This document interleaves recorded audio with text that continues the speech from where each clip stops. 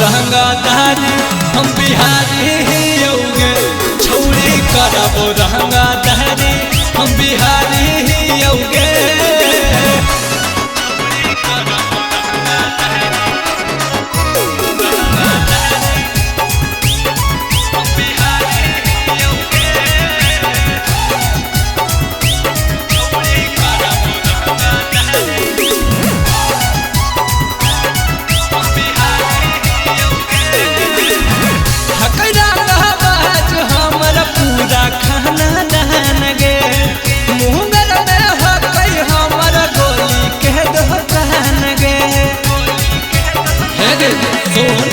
हकै रंगा बाज हमर पूरा खाना दहन गे मुंगल में हकै हमर गोली के दोकान गे।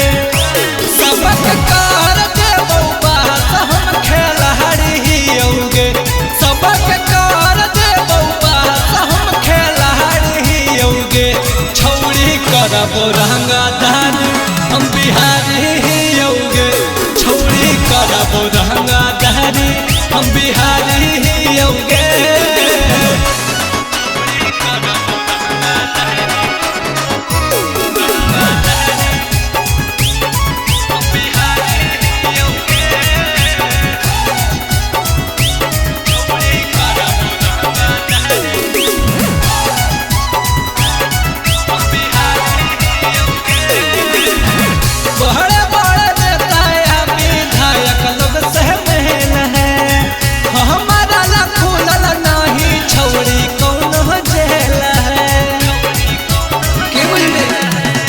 बड़े बड़े नेता विधायक लोग से मेला नीरल कुदनवा लेना खुलल कहना जेला हम दो नंबर धंधा के व्यापारी होगे हम दो नंबर धंधा के व्यापारी होगे छौरी करबो रंगदारी हम बिहारी होगे छौरी करबो रंगदारी हम बिहारी।